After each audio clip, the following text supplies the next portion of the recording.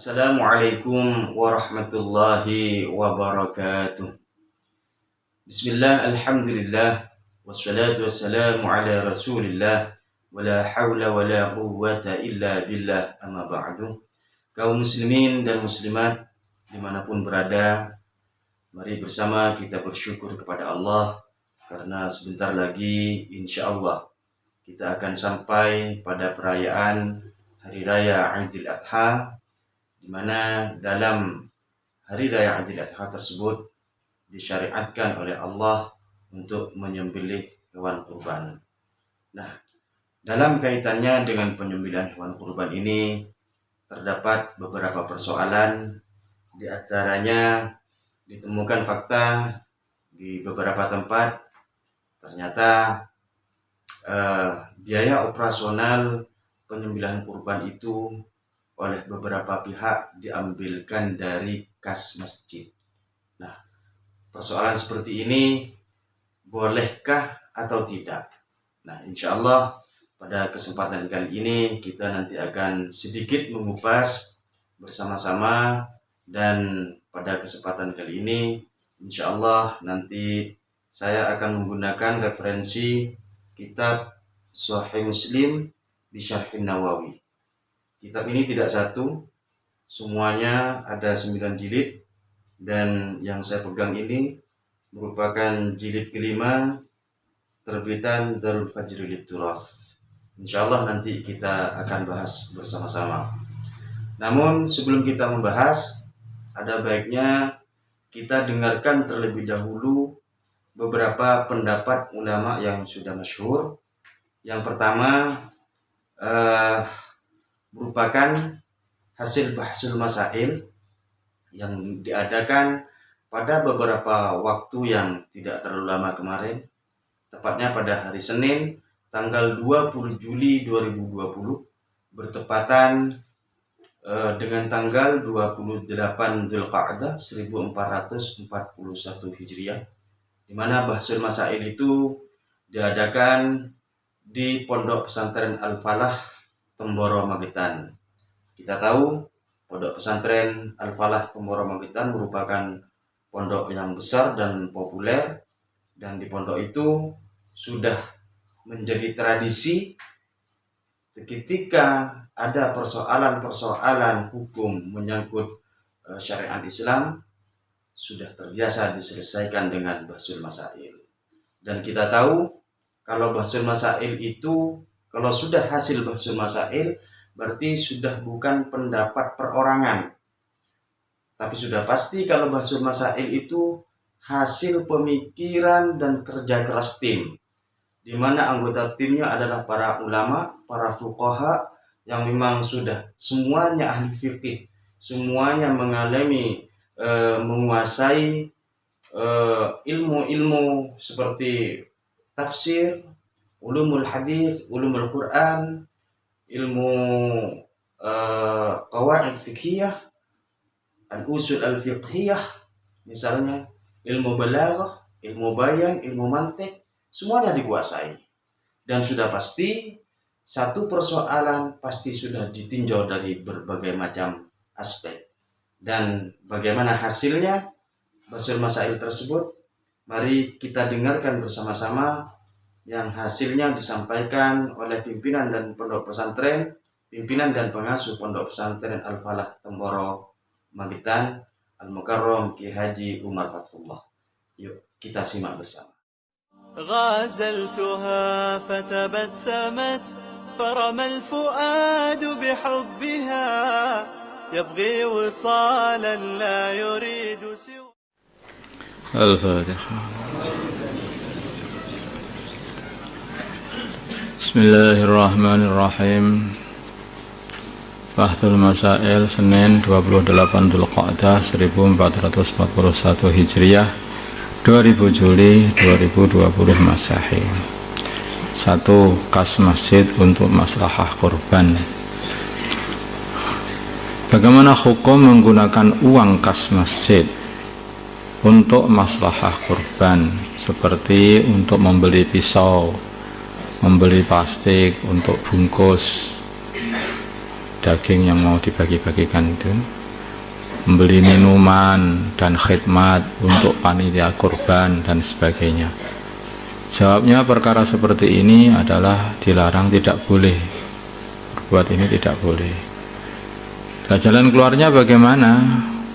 Orang yang berkorban hendaknya memberi uang maslahat untuk pengurusan hewan kurbannya, atau mungkin dari pihak panitia atau penduduk setempat ada yang rela untuk ngebosi mereka, ya sudah lah. Orang yang mau infak untuk para panitia atau untuk ngasih keperluannya seseorang, yang nggak masalah. Tapi tidak boleh diambilkan dari duit masjid atau kas masjid. Kaum muslimin muslimat dimanapun berada, itulah hasil bahsul masail yang diadakan di Pondok Pesantren Al-Falah Temboro Magetan. Nah, untuk melengkapi pengetahuan kita dan menambah informasi, selanjutnya kita simak dari Lembaga Taklif wan Nashr NU, di mana biasa disingkat dengan LTN, di mana Lembaga Taklif wan Nashr ini merupakan departemen yang berada di bawah NU yang tugasnya mendokumentasi, mencatat, mencetak dan menyebarkan kebijakan-kebijakan NU, termasuk diantaranya adalah fatwa-fatwa. Kebetulan dari LTN NU ini yang menjadi narasumber adalah Al-Mukarram Kiai Haji Ali Maghfur Sadili. Beliau adalah pimpinan dan pengasuh Pondok Pesantren Manbaul Falah Surabaya. Seperti apa pendapat beliau? Mari kita simak bersama. Terima kasih. Posisi panitia korban, baik yang dibentuk oleh masjid atau musola, itu sebenarnya adalah berposisi sebagai wakilnya orang yang berkorban atau wakilul mudhohi. Jadi ya sudah seharusnya biaya operasional itu menjadi tanggungan dari mudhohi atau orang yang berkorban.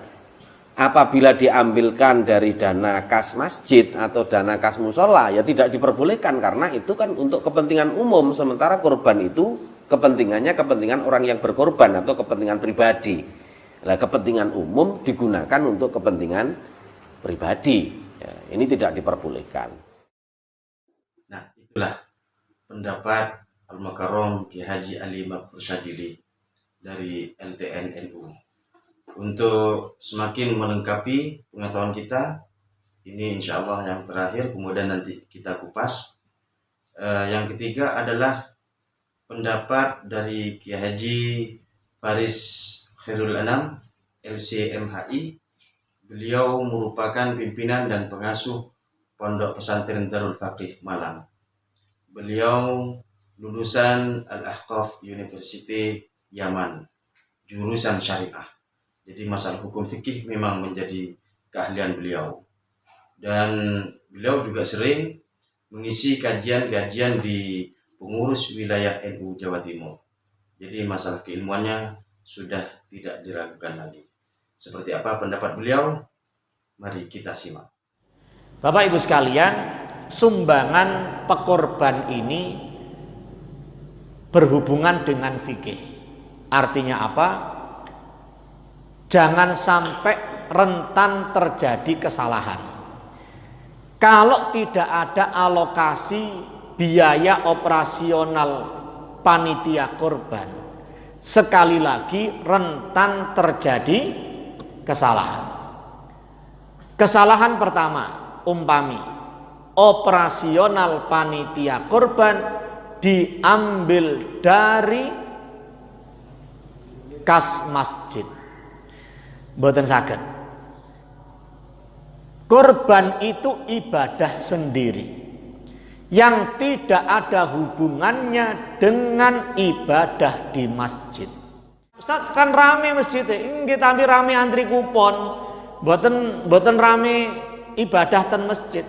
Memang biasanya panitia korban itu diambil dari takmir masjid. Kraten apa? Biasanya sing nguri-nguri agama ten kampung niku takmir masjid, tapi nggak ada hubungannya. Tidak ada hubungannya antara korban dengan masjid. biaya golok, biaya napa niki wau, napa mawon, napa kemawon operasional masjid, operasional kurban tidak boleh diambil dari kas kecuali wonten kotak amal yang khusus sosial. Tapi lek ketakmiran dan kemaslahatan boten saged ditasarrufkan, dibelanjakan untuk operasional panitia kurban. Kaum muslimin muslimat rahimakumullah, dimanapun antum berada, itulah hasil bahsul masail dan pendapat beberapa ulama yang masyhur tentang masalah boleh apa tidak menggunakan uang kas masjid untuk biaya operasional penyembelihan kurban. Jawabannya sudah kita ketahui bersama sebagaimana yang kita dengar tadi, bahwa hal itu dilarang alias tidak boleh. Sekarang yang terpenting bagi kita, mengapa menggunakan uang kas masjid untuk biaya operasional penyembelihan hewan kurban itu dilarang? Apa alasannya? Apa hujahnya? Mari kita kupas bersama. Seperti janji saya menggunakan referensi kitab Sahih Muslim bi Syarhin Nawawi. Jadi kitab Sahih Muslim yang disyarah oleh Imam Nawawi. Saya mengambil hadis nomor 1317 yang terdapat di halaman 63, kemudian nanti syarahnya ada di halaman berikutnya yaitu halaman 64. Bagi yang memiliki kitab dengan judul yang sama dan terbitan yang sama yaitu Darul Fajri Lituras, silahkan dibuka. Oh ya, ini jilid yang kelima. Baik, akan saya bacakan teks hadisnya seperti apa. Bismillahirrahmanirrahim. An Aliyin radhiyallahu anhu qala, dari Sayyidina Ali radhiyallahu anhu, beliau berkata, amaroni Rasulullah sallallahu alaihi wasallam, Rasulullah menyuruh saya, kata Sayyidina Ali, an aquma ala budnihi, untuk mengurus hewan kurbannya, wa an atasaddaqa biluhumiha, dan menyuruh saya untuk mensedekahkan daging-dagingnya, wa juludiha, kulit-kulitnya, wa ajillatiha, dan jilal-jilalnya. Jilal itu semacam penutup punggung onta. Biasanya ada yang terbuat dari kulit, ada yang terbuat dari kain atau kapas. Kadang juga yang dipakai seperti selimut dan lain sebagainya. Ia berfungsi untuk melindungi onta itu. Di samping itu juga berfungsi sebagai hiasan. Baik, selanjutnya, wa alla u'tiyal jazzara minha syai'an, kata Sayyidina Ali, dan saya tidak boleh memberi penyembelih hewan kurban itu dari bagian hewan kurban itu. Wa qala, dan Rasulullah bersabda, kata Sayyidina Ali. Apa sabda Rasulullah? Nu'tihi min indina, kami akan membayarnya dengan harta milik kami sendiri, kata Rasulullah. Baik, karena ini disyarah oleh Imam Nawawi. Seperti apa kata Imam Nawawi? Fi hadal hadithi, dalam hadis ini, fawaidu katsiratun, terdapat faedah yang banyak. Apa saja? Minha, diantaranya, istihbabu suqil hadiyy, kesunahan menggiring al-hadiyu. Al-hadiyu itu semacam hewan sembelihan, hampir sama dengan hewan kurban, tapi ada sedikit perbedaan. Kalau hewan kurban itu lebih umum, kalau al-hadiyu ini khusus. Biasanya khusus untuk jamaah haji yang pelaksanaan hajinya tamattu atau qiran, maka berkewajiban menyembelih hewan, dan itu disebut dengan al-hadiyu. Biasanya disembelihnya di Mekah. Karena hadis ini rangkaian dari ketika Rasulullah SAW melaksanakan haji wada. Jadi para sahabat Rasulullah membawa hewan sembelihannya dari Madinah ke Mekah. Mereka tidak membeli onta di Mekah, tapi membawa dari Madinah. Itu al-hadiyu. Maka Imam Nawawi membuat kesimpulan bahwa itu disunnahkan.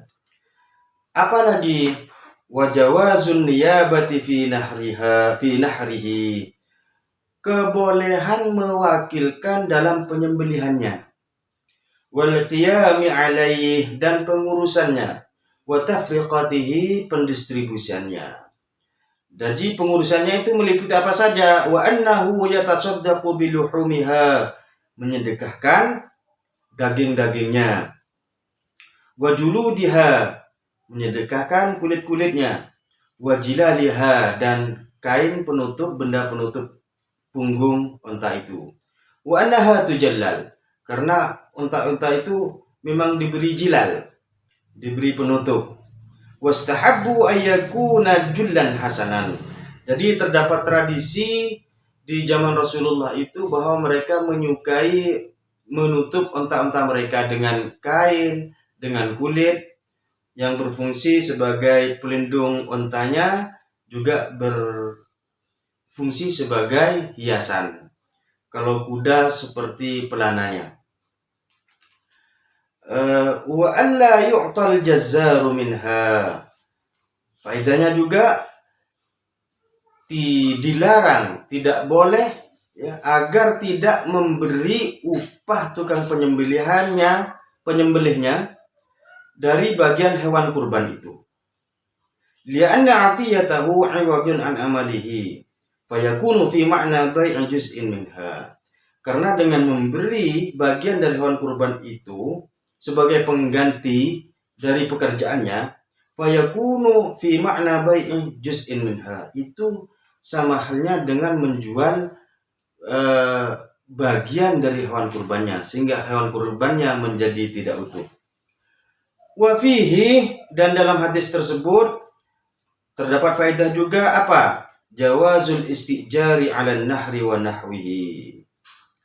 Jadi kebolehan menyewa dalam hal penyembelihannya dan pengurusannya yang lain-lain. Jadi memang niyabah itu ada dua. Niyabah bil ujrah, yaitu mewakilkan tapi dengan bayaran, itu disebut dengan istijar, semacam persewaan. Tentu saja yang namanya nyewa pasti membayar biaya sewanya. Ada pula niyabah bi ghairi ujrah. Jadi mewakilkan tanpa ujrah biasanya dilakukan dengan gotong royong dan secara sukarela. Itu. Baik, begini. Agar pelaksanaan kurban ini sesuai syariat dan berpahala, maka ada beberapa kewajiban-kewajiban yang harus dilakukan oleh orang yang berkurban. Yang pertama, hewan kurbannya harus disembelih sesuai dengan waktu yang telah ditentukan, yaitu pada hari nahar tanggal 10 Dzulhijjah dan 3 hari tasyrik berikutnya, tanggal 11, 12, dan 13. Apabila disembelih di luar itu maka tidak sah. Kemudian peruntukan kurban itu untuk yang pertama untuk disedekahkan daging-dagingnya, kulit-kulitnya, dan semuanya. Kalau disedekahkan itu berarti kepada fakir dan miskin. Kemudian selain disedekahkan, peruntukannya juga untuk dihadiahkan. Maka dalam hal ini, walaupun orang kaya boleh menerima daging kurban. Kemudian peruntukan yang ketiga, untuk dimakan sendiri oleh sahibul kurban sebagian saja. Itu. Nah, agar daging kurban ini bisa dibagi-bagi, maka selain disembelih tentu saja sahibul kurban berkewajiban memotong-motong, membungkus, dan membagi-bagikan. Semua itu adalah kewajiban sahibul kurban alias orang yang berkurban. Nah, dari teks hadis ini, dari penjelasan Imam Nawawi, bahwa Imam Nawawi memahami dari hadis ini yang berkurban adalah Rasulullah. Dan memang kenyataannya seperti itu. Pada kisah hadis ini, Rasulullah berkurban 100 onta. Dan Rasulullah memotong sendiri sampai 63 onta. Kemudian sisanya diserahkan kepada Ali. Jadi dari teks ini, Imam Nawawi memahami status Sayyidina Ali, status tukang menyembelihnya, dan mungkin pada saat itu tentu saja ada yang memotong-motong. Semua mereka itu berstatus sebagai wakil dari sahibul kurban, yang dalam hal ini adalah Rasulullah Shallallahu Alaihi Wasallam. Jadi selaku wakil, maka segala tindakan yang dilakukan baik oleh Sayyidina Ali, baik oleh tukang nyembelihnya, misalnya menyembelih, memotong-motong, membungkus, membagikan, semua tindakan itu adalah tindakan atas nama sahibul kurban, yaitu Rasulullah Shallallahu Alaihi Wasallam. Jadi semua yang dilakukan itu adalah kepentingan dari Rasulullah, agar kurbannya Rasulullah ini sesuai syariat dan berpahala sampai terbagi-bagi kepada fakir miskin dan orang-orang yang diberi hadiah dari daging kurban itu. Nah, maka para panitia kurban statusnya adalah status wakil dari sahibul kurban. Bisa saja sahibul kurban melaksanakan sendiri, menyembelih sendiri, memotong-motong sendiri, membungkus sendiri, dan kemudian mendistribusikan sendiri. Tapi manakala tidak mampu atau tidak bisa melakukan penyembelihan sendiri, karena semua ini memerlukan keahlian khusus, maka boleh saja orang yang berkurban ini mewakilkan kepada orang lain. Nah, status panitia kurban itu adalah sebagai wakil dari sahibul kurban. Sehingga apapun tindakannya, mulai menyembelih, bisa jadi mulai dari merawat, memberi makan dan minum hewan kurbannya, kemudian menyembelih pada waktu yang telah ditentukan. Setelah itu memotong-motong, kemudian membungkus dan membagi kepada masyarakat fakir miskin dan orang yang diberi hadiah dari daging ini. Semua tindakan itu adalah atas nama sahibul kurban dan merupakan kepentingan sahibul kurban agar sahibul kurban memperoleh faedah dari kurbannya ini. Jadi panitia kurban melakukan semua pekerjaan itu bukan atas nama pribadi-pribadi mereka, apalagi dikatakan atas nama masjid. Kita tahu masjid tidak disyariatkan berkurban. Jadi dari poin ini, maka tidak boleh panitia kurban mengambil kas masjid untuk biaya operasional penyelenggaraan kurban. Karena yang punya kepentingan bukan masjid, tapi sahibul kurban. Dan panitia hanya sebatas mewakili sahibul kurban.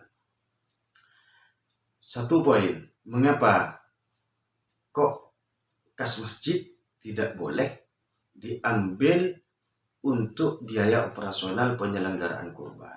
Yaitu tadi, yang pertama, yang punya kepentingan adalah sahibul kurban. Dan panitia masjid hanya sebatas wakil, maka segala sesuatunya harus dibiayai oleh sahibul kurban. Tidak boleh diambilkan dari kas masjid atau infak masjid. Tuh. Kemudian selanjutnya, tentang status wakil. Ini penting, karena nanti menentukan hukum-hukum yang lain.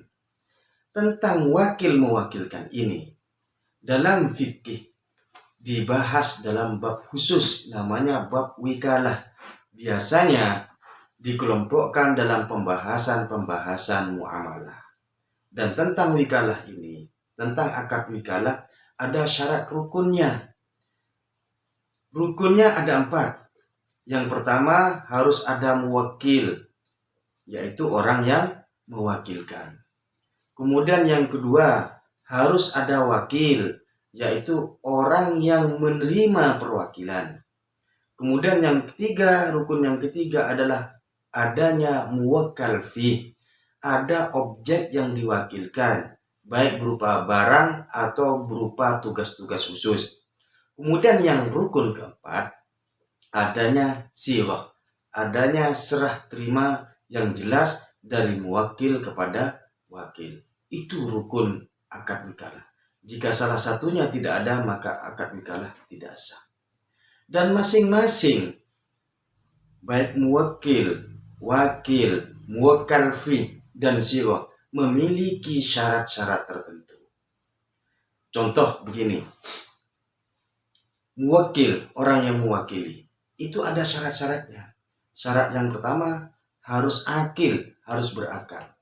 Maka tidak sah akad wikalahnya orang yang gila. Misalnya ada orang gila, pengen menyembelih sapi misalnya. Kemudian orang yang gila ini mewakilkan kepada orang lain. Nah, akad wikalahnya ini tidak sah karena yang mewakilkan gila. Syarat yang kedua, muwakil itu harus memiliki hak penuh terhadap objek yang diwakilkan. Misalnya, saya ingin menyembelih sapi, maka sapi ini harus mutlak hak penuh milik saya. Baru saya boleh mewakilkan agar sapi ini disembelih orang lain. Sehingga saya tidak boleh kalau bukan milik saya pribadi. Contoh, saya mewakilkan untuk menyembelih sapi tetangga milik saya, sapi milik tetangga saya kepada orang lain. Itu tidak sah karena sapinya milik tetangga, bukan saya. Mestinya bukan saya yang mewakilkan, tapi tetangga saya yang mewakilkan. Seperti itu. Syarat muwakil. Kemudian wakil juga demikian. Seorang wakil itu juga harus memiliki syarat-syarat tertentu. Syarat yang pertama, akil, berakal. Maka contoh, saya punya sapi, ingin saya sembelih. Maka saya tidak boleh mewakilkan kepada orang yang gila dalam menyembelih sapi saya. Karena syarat wakil harus akil, berakal. Kemudian yang kedua, syarat wakil harus punya keahlian dan kecakapan khusus dalam melaksanakan tugas-tugas yang diwakilkan itu. Dalam kaitannya dengan kurban, seseorang yang berkurban kemudian mewakilkan kepada orang lain, maka orang yang menerima perwakilan ini harus punya keahlian khusus dalam memproses hewan kurban. Bisa jadi dalam menyembelihnya, dalam memotong-motong dagingnya, dan lain sebagainya. Jadi punya keahlian khusus. Misalnya yang menyembelih, dia harus paham mana hulkum, mana mari, agar penyembelihannya sesuai syariat dan sah. Jadi kalau sudah disembelih sesuai syariat, maka itu sah. Tapi kalau tidak sesuai syariat, maka sapinya jadi bangkai. Itu. Selain di samping itu, panitia kurban, orang yang menerima perwakilan ini harus paham bagaimana syariat berkurban yang benar. Karena bisa jadi orang mewakilkan kepada kepanitiaan kurban karena mungkin dia memahami dirinya tidak mengerti tentang syariat berkurban. Sehingga agar kurbannya sesuai syariat, dia mewakilkan kepada orang lain yang paham syariat berkurban. Bisa jadi seperti itu. Maka ini sebuah amanah yang luar biasa. Sebagai panitia kurban harus betul-betul hati-hati agar pelaksanaan kurban ini sesuai dengan syariat yang sudah ditentukan oleh agama. Maka saya kira sudah benar ketika masyarakat menyerahkan hewan kurbannya kepada takmir musola misalnya atau takmir masjid. Karena kalau di kampung-kampung mereka lah yang dianggap mengerti tentang syariat berkurban. Jadi ini sebuah amanah yang besar dan sudah semestinya kepanitiaan kurban ini melaksanakan amanah itu sesuai dengan syariat yang telah ditentukan oleh agama. Itu syarat yang kedua. Seorang wakil harus punya keahlian dan kecakapan khusus, termasuk kecakapan dalam hal syariatnya, mengerti hukum-hukum syariatnya.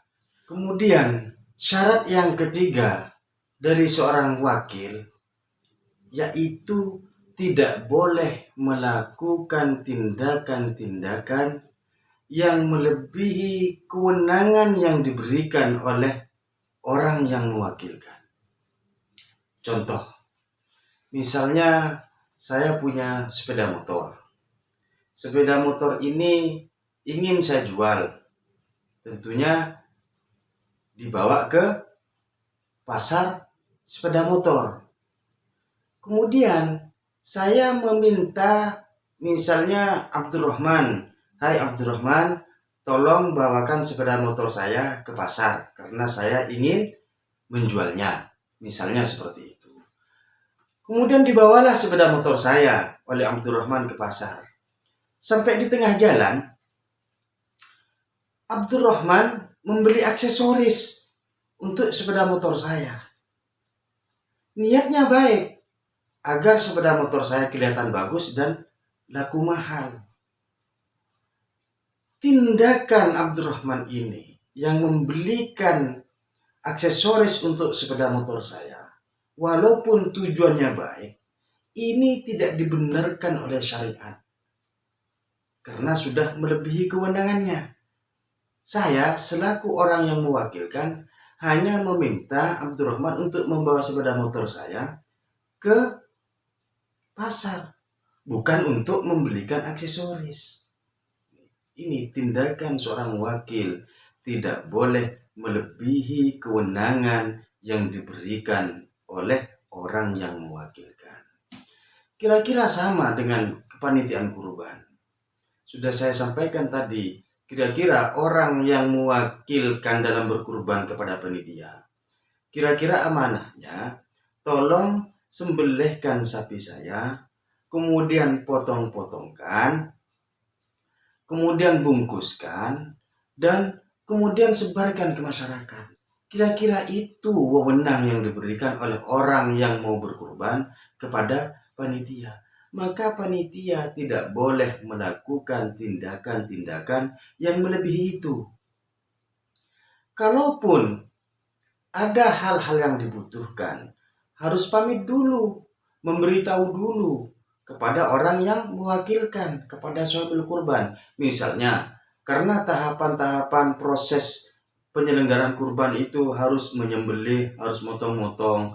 Kemudian yang menerima perwakilan ini misalnya tidak punya pisau, butuh beli pisau, maka harus ngomong dulu, "Bu, Pak, untuk menyembelih sapi sampean butuh pisau. Kebetulan saya tidak punya pisau.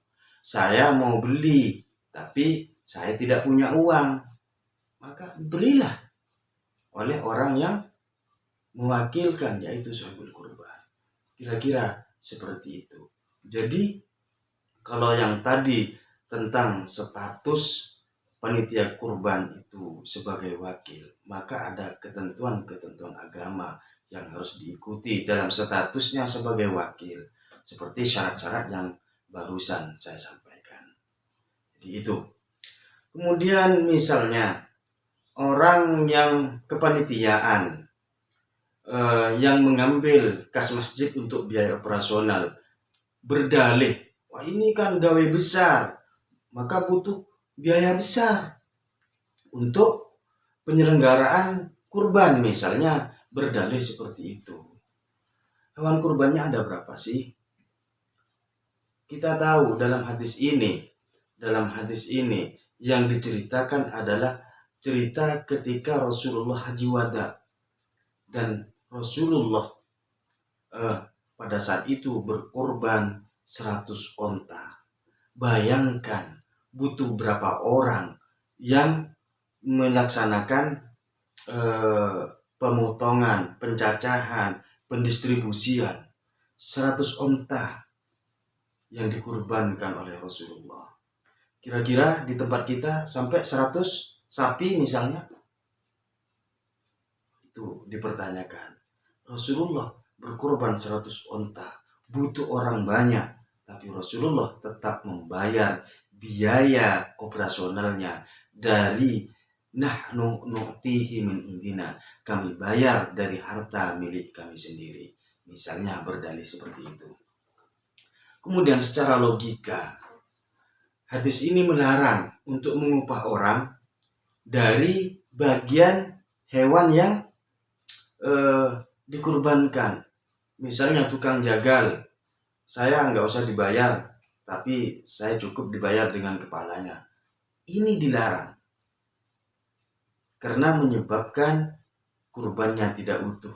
Karena dengan membayar dengan sebagian dari hewan kurban itu sama saja dengan menjual sebagian. Maka secara logika hewan kurban adalah mutlak hak penuh, milik penuh orang yang berkurban. Diambilkan dari bagian hewan kurban saja tidak boleh, yang notabene merupakan milik pribadinya. Itu tidak boleh. Apalagi diambilkan dari hak orang lain. Terlebih apabila diambil dari kas masjid. Itu secara logika. Jadi tidak boleh mengambil kas masjid. Karena diambilkan dari bagian hewan kurban saja tidak boleh.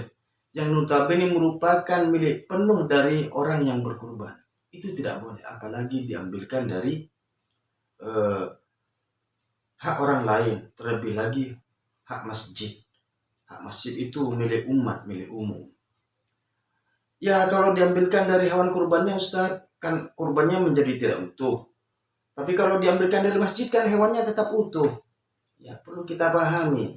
Kalau memang seorang yang menyembelih itu harus dibayar pakai kepala sapi misalnya. Tapi kemudian biaya menyembelihnya diambilkan dari masjid sehingga kepala sapinya tetap utuh. Maka kepala sapi itu milik masjid. Bukan milik orang yang berkorban. Kalau seperti itu. Dan kita tahu masjid tidak disyariatkan untuk berkorban. Masjid juga tidak disyariatkan menerima daging kurban. Perhatikan, beda loh ya, beda. Misalnya ini ada kurban, oh ini separuhnya jatah masjid, itu tidak boleh. Masjid tidak disyariatkan menerima daging kurban. Beda misalnya, saya menerima daging dari orang yang berkurban. Saya diberi daging karena mungkin saya dianggap fakir. Atau saya menerima hadiah. Walaupun saya tidak fakir, tapi itu hadiah karena boleh. Nah, daging yang saya terima ini sudah menjadi hak milik saya.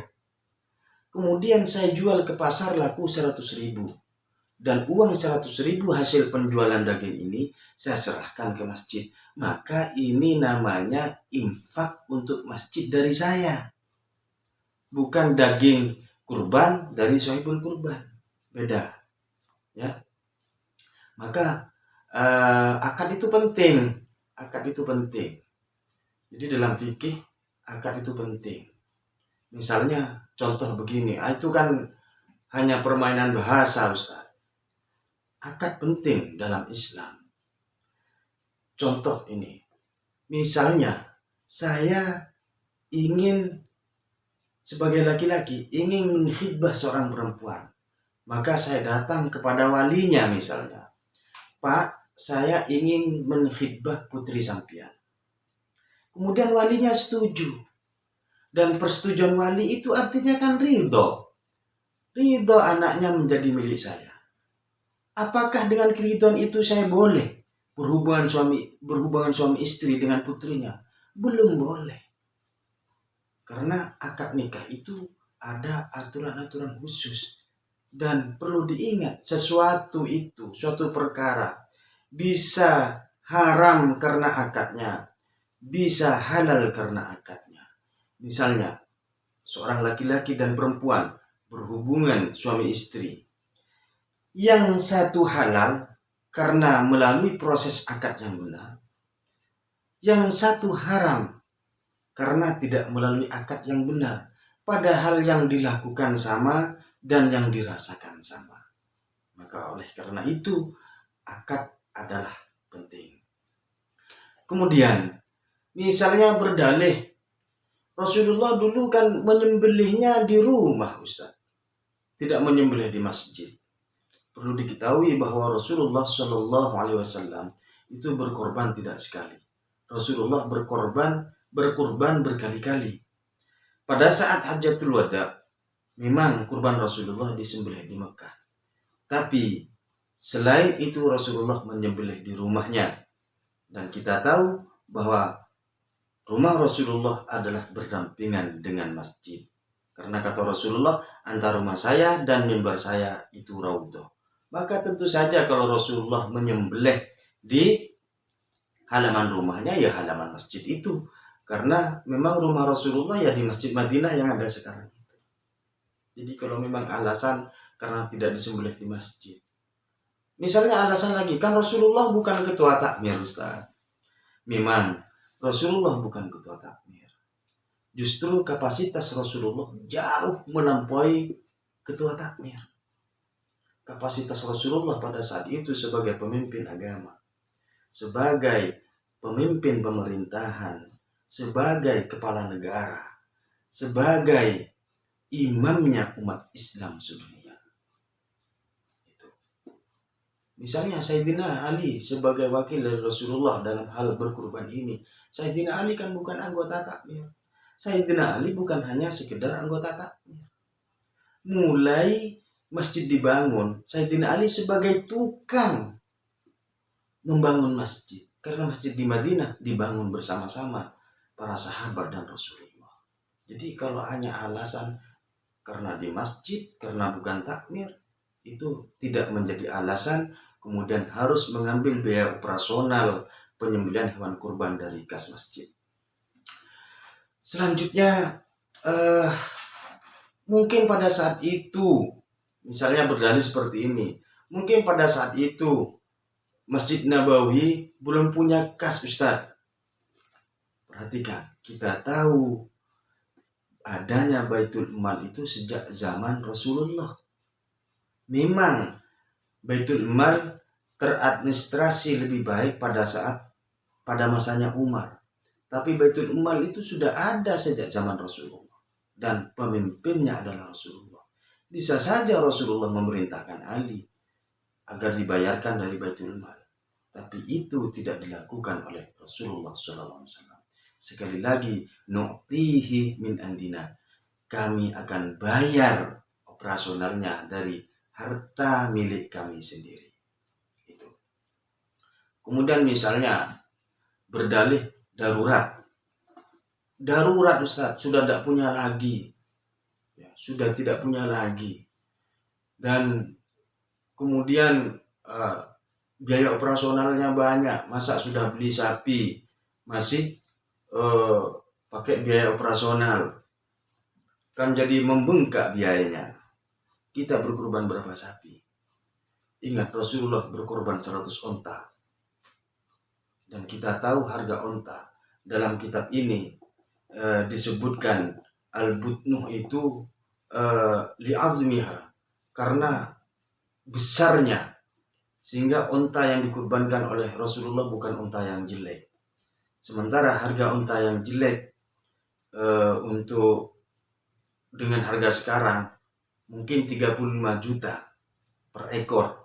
Tapi karena unta Rasulullah bukan unta yang terjelek, bisa jadi anggaplah mungkin per ekor unta milik Rasulullah harganya 40 juta. Dikali 100, itu berapa? Harga untanya saja 4 miliar. Kita berkorban satu sapi saja sudah mengambil kas dari masjid untuk biaya operasionalnya.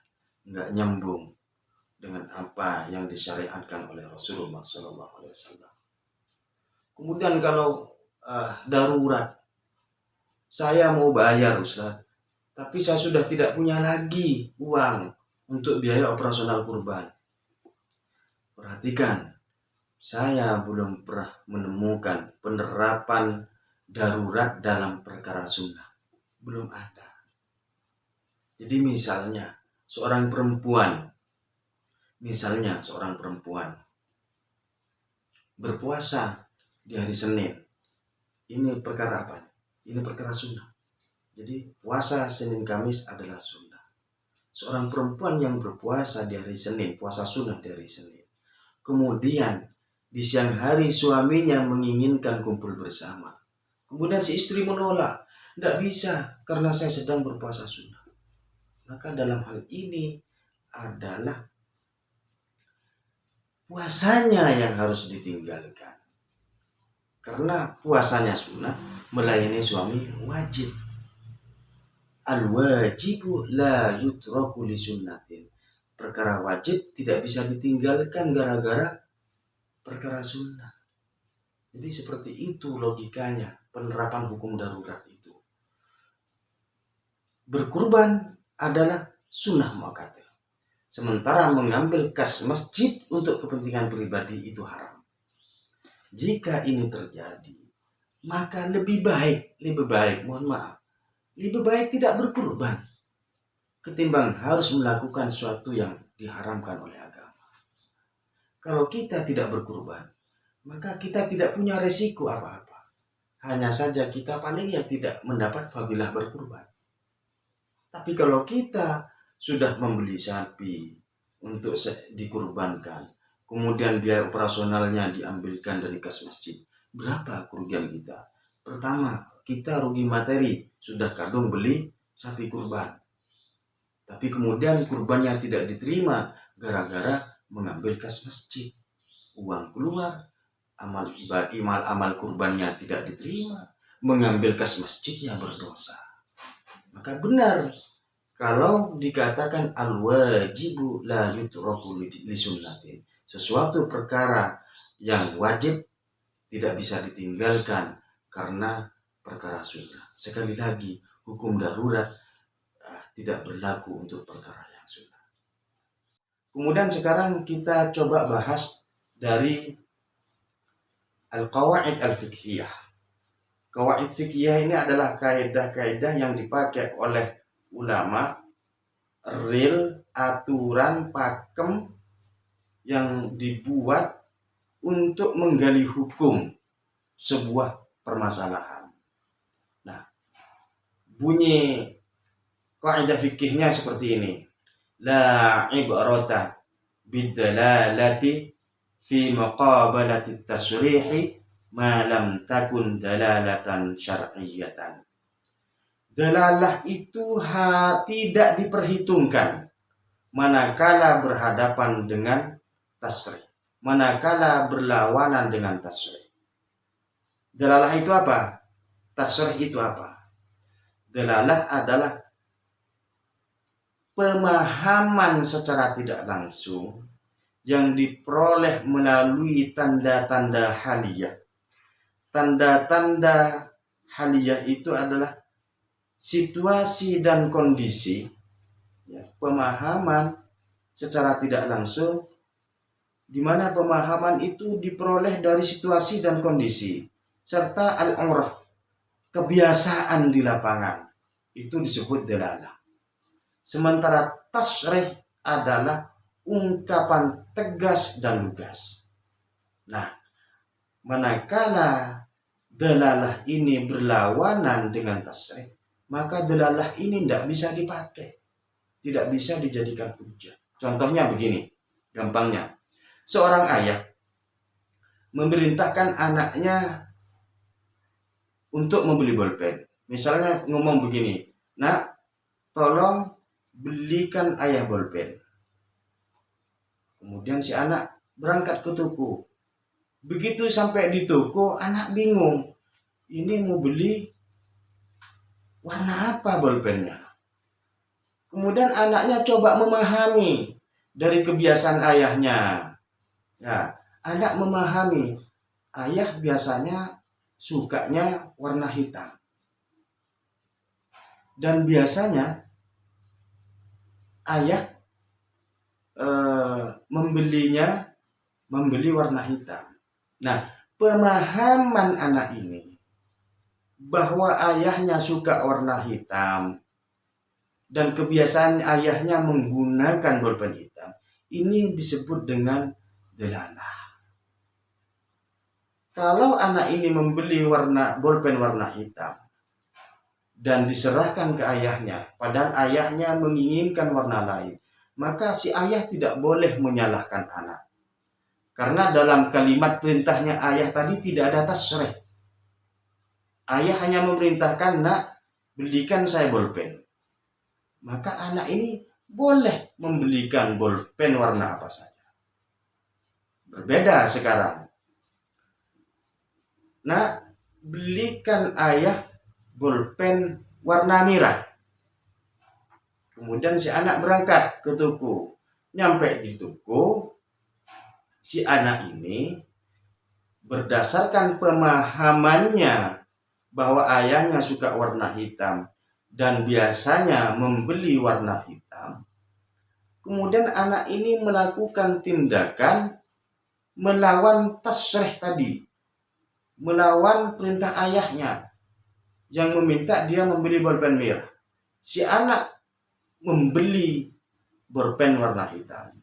Begitu nyampe di rumah, diserahkan kepada ayahnya, ngomong, kok kamu beli warna hitam?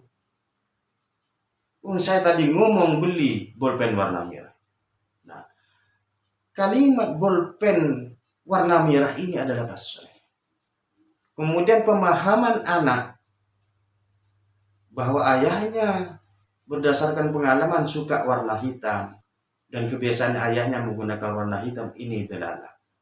Dan bagaimana kaidah fikih ini jika diterapkan kepada hadis tadi?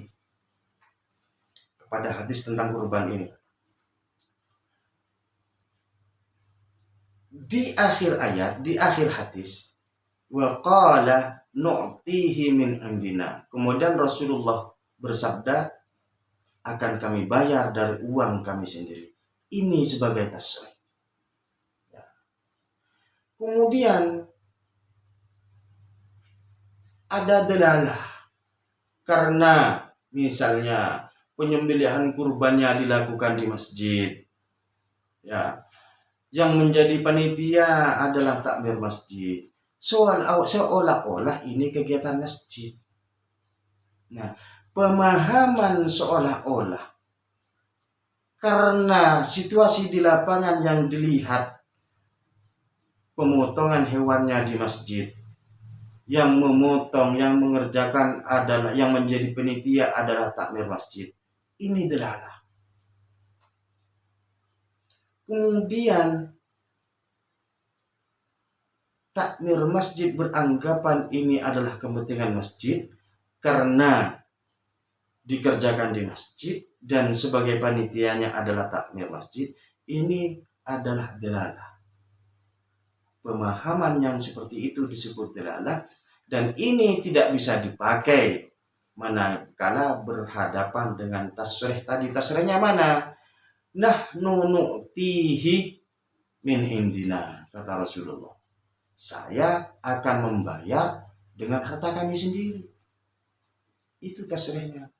Manakala dalalah ini berhadapan dengan tasrih, maka inilah ibrata bidalalati. Dalalah harus diabaikan fi muqabalati tasrih manakala berhadapan dengan tasrih. Maka dari qawaid fikih ini bisa kita ambil kesimpulan bahwa mengambil uang masjid untuk biaya operasional kurban dilarang. Karena anggapan pemahaman bahwa pelaksanaan kurban di masjid, lokasinya di masjid, yang mengerjakan, yang menjadi panitia adalah takmir masjid, itu dalalah. Dan dalalah ketika berhadapan dengan tasrih, ya, dengan ungkapan lugas dari Rasulullah bahwa Rasulullah membayar dari hartanya sendiri, maka anggapan ini kegiatannya masjid harus dibuang. Dan dari qawaid fikih ini, maka kesimpulannya bahwa mengambil kas masjid untuk biaya kurban itu tidak boleh. Demikian yang bisa saya jelaskan. Tentu saja apabila dalam penjelasan ini terdapat kekeliruan, tentu saja itu karena kebodohan saya. Tapi manakala ada yang benar dari penjelasan saya ini, tentu itu datangnya dari Allah. Dan mari kita amankan kurban kita sendiri. Kalau kita tahu, kalau kita paham bahwa menyembelih kurban itu butuh operasional, ya kita kasih walaupun panitia tidak minta. Nah, walaupun panitia tidak minta, kita kasih. Tapi kalau kita tahu bahwa panitia kurban mengambil biaya operasional kurban dari masjid, nah, itu harus kita sampaikan. Qulil haqqa walau kana murra. Sampaikan kebenaran walaupun pahit rasanya. Mudah-mudahan bermanfaat. Kurang lebihnya mohon maaf. Akhirul kalam. Wassalamualaikum warahmatullahi wabarakatuh.